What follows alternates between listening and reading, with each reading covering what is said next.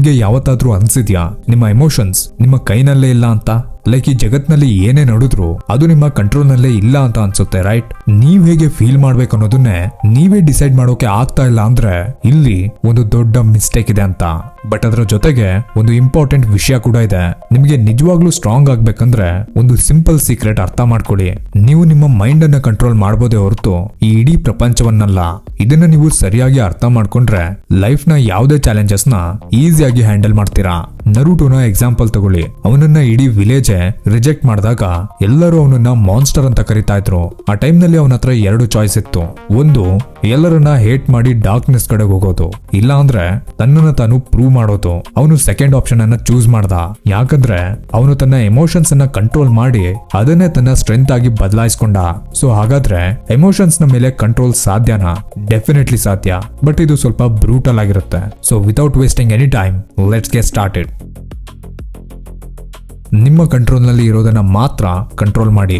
ಇದೇ reality.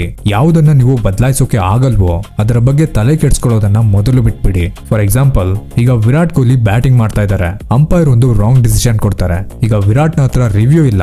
Decision ನ ಬದಲಾಯಿಸೋಕೆ ಆಗತ್ತಾ? ಆಬ್ವಿಯಸ್ಲಿ ಇಲ್ಲ. ಬಟ್ ಇಲ್ಲಿ ರಿಯಾಕ್ಟ್ ಮಾಡೋದು ಅಥವಾ ನೆಕ್ಸ್ಟ್ ಮ್ಯಾಚ್ ಮೇಲೆ ಫೋಕಸ್ ಮಾಡೋದು ಎರಡು ಅವರ ಕೈನಲ್ಲೇ ಇದೆ. ಇದರ ರಿಲೇಟೆಡ್ ನಿಮಗೆ ಅರ್ಥ ಆಗೋ ರೀತಿ ಹೇಳೋದಾದ್ರೆ, ನೀವು ಒಂದು ದೊಡ್ಡ ಔಟ್ಡೋರ್ ಇವೆಂಟ್ ಅನ್ನ ಪ್ಲಾನ್ ಮಾಡಿದೀರಾ ಅನ್ಕೊಳ್ಳಿ. ಅಂಡ್ ಸಡನ್ ಆಗಿ ಮಳೆ ಬರೋಕೆ ಶುರು ಆಗತ್ತೆ. ಈಗ ನೀವು ಮಳೆಯನ್ನ ನಿಲ್ಸೋಕಾಗತ್ತಾ? ಚಾನ್ಸೇ ಇಲ್ಲ. ಬಟ್ ನಿಮ್ಮ ರಿಯಾಕ್ಷನ್ ನಿಮ್ಮ ಕೈಯಲ್ಲಿದೆ. ನೀವು ಮಳೆ ಬಂತು ಅಂತ ಕಿರ್ಚಾಡಿ ಮೂಡ್ ಹಾಳು ಮಾಡ್ಕೋಬಹುದು ಅಥವಾ ಚಿಲ್ಲಾಗಿ ಪ್ಲಾನ್ ಚೇಂಜ್ ಮಾಡಬಹುದು. ಅದಕ್ಕೆ ಇನ್ಮೇಲೆ ಯಾವುದೇ ಪ್ರಾಬ್ಲಮ್ ಬಂದ್ರೆ ನಿಮಗೆ ನೀವು ಒಂದು ಸಿಂಪಲ್ ಕ್ವೆಶ್ಚನ್ ಕೇಳಿ, ಇದನ್ನ ನಾನು ಕಂಟ್ರೋಲ್ ಮಾಡೋಕೆ ಆಗತ್ತಾ ಅಂತ. ಆನ್ಸರ್ ಇಲ್ಲ ಅಂದ್ರೆ ಅದನ್ನ ಅಕ್ಸೆಪ್ಟ್ ಮಾಡಿ ಮೂವ್ ಆನ್ ಆಗಿ. ಯಾವುದನ್ನ ನಿಮ್ಮ ಕೈಯಿಂದ ಮಾಡೋಕೆ ಆಗಲ್ವೋ ಅದರ ಬಗ್ಗೆ ಟೈಮ್ ವೇಸ್ಟ್ ಮಾಡೋದನ್ನ ನಿಲ್ಸಿದ್ರೆ ಲೈಫ್ ತುಂಬಾ ಈಸಿ ಆಗಿರುತ್ತೆ. ರಿಯಾಕ್ಟ್ ಮಾಡೋಕು ಮುಂಚೆ ಒಂದು ಪಾಸ್ ತಗೊಳ್ಳಿ. ಇವತ್ತಿನ ದಿನಗಳಲ್ಲಿ ಎಲ್ಲದೂ ತುಂಬಾ ಫಾಸ್ಟ್ ಆಗಿದೆ. ಮೆಸೇಜ್ ಮಾಡಿದ್ರೆ ಇಮಿಡಿಯೇಟ್ ರಿಪ್ಲೈ ಬೇಕು, ಕಮೆಂಟ್ ಮಾಡಿದ್ರೆ ಆನ್ಸರ್ ಬೇಕು. ಪ್ರತಿಯೊಂದಕ್ಕೂ ಇನ್ಸ್ಟೆಂಟ್ ರಿಯಾಕ್ಷನ್ ಕೊಡುವಂತ ಹ್ಯಾಬಿಟ್ ನಮಗೆ ಬಂದ್ಬಿಟ್ಟಿದೆ. ಆದ್ರೆ ನಿಜ ಹೇಳ್ಬೇಕಂದ್ರೆ ತುಂಬಾ ಫಾಸ್ಟ್ ಆಗಿ ರಿಯಾಕ್ಟ್ ಮಾಡೋದು ನಮ್ಗೆ ಯಾವಾಗ್ಲೂ ರಿಗ್ರೆಟ್ ಕೊಡುತ್ತೆ. ಲೈಕ್ ಇಮ್ಯಾಜಿನ್ ಮಾಡಿ, ನೀವು ಯೂಟ್ಯೂಬ್ ನಲ್ಲಿ ಒಂದು ವಿಡಿಯೋ ಅಪ್ಲೋಡ್ ಮಾಡ್ತೀರಾ. ಯಾರೋ ಒಬ್ಬ ಕೆಟ್ಟದಾಗಿ ಕಾಮೆಂಟ್ ಮಾಡ್ತಾನೆ. ನಿಮ್ಮ ಫಸ್ಟ್ ಇನ್ಸ್ಟಿಂಕ್ಟ್ ಅವನಿಗೆ ವಾಪಸ್ ಬೈಯೋದು. ಆದ್ರೆ ನೀವಿಲ್ಲಿ ಒಂದು ಪಾಸ್ ತಗೊಂಡು ಯೋಚನೆ ಮಾಡಿದ್ರೆ ನಿಮಗೆ ಅರ್ಥ ಆಗುತ್ತೆ ಆ ಕಾಮೆಂಟ್ ಗೆ ರಿಯಾಕ್ಟ್ ಮಾಡೋದು ನಿಮ್ಮ ಟೈಮ್ ಅಂಡ್ ಎನರ್ಜಿ ಎರಡೂ ವ್ಯರ್ಥ ಅಂತ. ಅಟ್ಯಾಕ್ ಆನ್ ಟೈಟನ್ ನ ಲೇವಿನ ನೋಡಿ. ಅವನು ಫೈಟ್ ಮಾಡುವಾಗ ಅವನ ಪ್ರತಿಯೊಂದು ಮೂವ್ ಕೂಡ ಕ್ಯಾಲ್ಕುಲೇಟೆಡ್ ಆಗಿರುತ್ತೆ. ಅವನು ಯಾವತ್ತೂ ಇಂಪಲ್ಸಿವ್ ಆಗಿ ರಿಯಾಕ್ಟೇ ಮಾಡಲ್ಲ. ಅವನ ಒಂದೊಂದು ಅಟ್ಯಾಕ್ ಕೂಡ ಸ್ಟ್ರಾಟಜಿ ಜೊತೆ ಇರುತ್ತೆ. ನೀವು ಅಷ್ಟೇ ನಿಮ್ಮ ಎಮೋಷನ್ಸ್ ಅನ್ನ ಹ್ಯಾಂಡಲ್ ಮಾಡೋದನ್ನ ಕಲೀರಿ. ಇಂಪಲ್ಸಿವ್ ಆಗಿ ರಿಯಾಕ್ಟ್ ಮಾಡಬೇಡಿ. ಸ್ವಲ್ಪ ಟೈಮ್ ತಗೊಂಡು ಡಿಸೈಡ್ ಮಾಡಿ ರಿಪ್ಲೈ ಮಾಡ್ಬೇಕಾ ಅಥವಾ ಸುಮ್ಮನೆ ಇರ್ಬೇಕಾ ಅಂತ. ನಿಮ್ಗೆ ಇದು ಫೀಲ್ ಆಗಿದ್ಯಾ? ಒಂದು ಸೆಕೆಂಡ್ ನೀವು ಫುಲ್ ಖುಷಿಯಾಗಿರ್ತೀರಾ ಅಂಡ್ ನೆಕ್ಸ್ಟ್ ಸೆಕೆಂಡ್ ಫ್ರಸ್ಟ್ರೇಷನ್ ಬರುತ್ತೆ. ಆಬ್ವಿಯಸ್ಲಿ ಇದು ಎಲ್ಲರಿಗೂ ಆಗುತ್ತೆ. ಆದ್ರೆ ಈ ಇಮೋಷನ್ಸ್ ನ ಮಧ್ಯ ನೀವು ಸಿಗಾಕೊಂಡ್ರೆ ನಿಮ್ಮ ಡಿಸಿಷನ್ ಮೇಕಿಂಗ್ ಕೆಪಾಸಿಟಿ ಕಂಪ್ಲೀಟ್ಲಿ ಹಾಳಾಗುತ್ತೆ. ಇದಕ್ಕೆ ಬೆಸ್ಟ್ ಎಕ್ಸಾಂಪಲ್ ಅಂದ್ರೆ ಇಟಾಚಿ ಉಚಿಹಾ. ಅವನ ಎಮೋಷನ್ಸ್ ಹೇಳ್ತಾ ಇತ್ತು ತನ್ನ ಕ್ಲಾನ್ ಜೊತೆ ಇರಬೇಕು ಅಂತ. ಅವನು ಲಾಜಿಕಲ್ ಆಗಿ ಬಿಗರ್ ಪಿಕ್ಚರ್ ಅನ್ನ ನೋಡಿದ ಮೇಲೆ ಯಾವ್ದು ಸರಿ ಯಾವ್ದು ತಪ್ಪು ಅಂತ ಯೋಚನೆ ಮಾಡಿ ಒಂದು ಟಫ್ ಡಿಸಿಷನ್ ಅನ್ನ ತಗೊಂಡ. ಇದರ ಅರ್ಥ ನಿಮಗೆ ಫೀಲಿಂಗ್ಸೇ ಇರಬಾರ್ದು ಅಂತಲ್ಲ, ನೀವು ನಿಮ್ಮ ಎಮೋಷನ್ಸ್ ಅನ್ನ ಅರ್ಥ ಮಾಡ್ಕೋಬೇಕು, ಆದ್ರೆ ಅದರ ಗುಲಾಮ ಆಗ್ಬಾರ್ದು. ಇದು 2 ವರ್ಷ ಆದ್ಮೇಲೆ ಮ್ಯಾಟರ್ ಆಗುತ್ತಾ?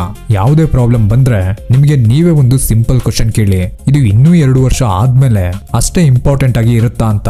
Trust me, most of the time ನಿಮ್ಮ ಆನ್ಸರ್ ಇಲ್ಲ ಅಂತಾನೆ ಇರುತ್ತೆ. ಯಾರೋ ನಿಮ್ಮ ಮೇಲೆ ಜೋಕ್ ಮಾಡಿರ್ಬೋದು, ಯಾರೋ ಇನ್ಸಲ್ಟ್ ಮಾಡಿರ್ಬೋದು, ಅಥವಾ ಒಂದು ಇಡೀ ದಿನ ಕಂಪ್ಲೀಟ್ ಆಗಿ ಕೆಟ್ಟದಾಗಿ ಹೋಗಿರ್ಬೋದು. ಬಟ್ ಲಾಂಗ್ ಟರ್ಮ್ ನಲ್ಲಿ ಇದು ಯಾವುದು ಮ್ಯಾಟರೇ ಆಗಲ್ಲ. For example, dragon ball Z ನ ಗೋಹನ್ ನ ಬಗ್ಗೆ ಯೋಚನೆ ಮಾಡಿ. ಅವನು ಚಿಕ್ಕವನಿದ್ದಾಗ ಎಲ್ಲರೂ ಅವನನ್ನ ಅಂಡರ್ ಎಸ್ಟಿಮೇಟ್ ಮಾಡ್ತಾ ಇದ್ರು. ಬಟ್ ಅವನು ಯಾವುದೇ ರೀತಿಯ ನೆಗೆಟಿವಿಟಿಯನ್ನ ತನ್ನ ಮೇಲೆ ಎಫೆಕ್ಟ್ ಆಗೋಕೆ ಬಿಡ್ಲಿಲ್ಲ. ಅವನು ತನ್ನ ಫ್ಯೂಚರ್ ನ ಮೇಲೆ ಫೋಕಸ್ ಮಾಡ್ದ ಅಂಡ್ ಟೈಮ್ ಬಂದಾಗ ತನ್ನ ಪೂರ್ತಿ ಪೊಟೆನ್ಶಿಯಲ್ ಏನು ಅಂತ ಇಡೀ ಪ್ರಪಂಚಕ್ಕೆ ತೋರಿಸ್ತಾ. ನೀವು ಅಷ್ಟೇ ಸಣ್ಣ ವಿಷಯಗಳಿಗೆ ಎಮೋಷನಲ್ ಆಗಿ ಎನರ್ಜಿ ವೇಸ್ಟ್ ಮಾಡಬೇಡಿ.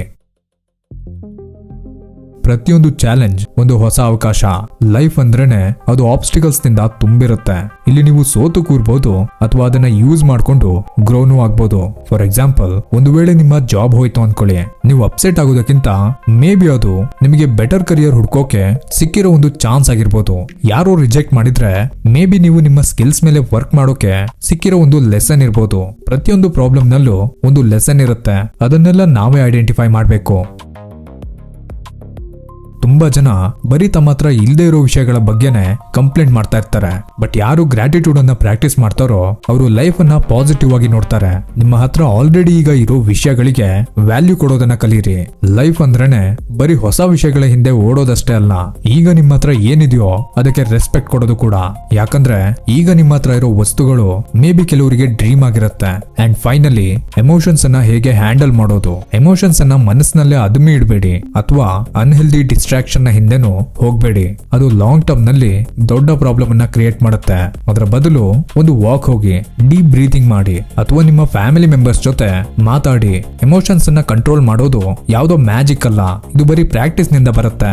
ಸೊ ಇದಾಗಿತ್ತು ಎಮೋಷನ್ಸ್ ಅನ್ನ ನಿಮ್ಮ ಸ್ಟ್ರೆಂತ್ ಆಗಿ ಹೇಗೆ ಬದಲಾಯಿಸಿಕೊಳ್ಳೋದು ಅನ್ನೋದ್ರ ಬಗ್ಗೆ ಒಂದು ಸಣ್ಣ ಗೈಡ್. ಇನ್ನು ನಿಮ್ಮ ಸಿಕ್ಸ್ ಸೆನ್ಸ್ ಅನ್ನ ಹೇಗೆ ಅನ್ಲಾಕ್ ಮಾಡೋದು ಅನ್ನೋದ್ರ ಬಗ್ಗೆ ಡೀಟೇಲ್ಡ್ ಆಗಿ ಈ ವಿಡಿಯೋದಲ್ಲಿ ಎಕ್ಸ್ಪ್ಲೈನ್ ಮಾಡಿದ್ದೀನಿ, ಹೋಗಿ ಚೆಕ್ ಮಾಡಿ.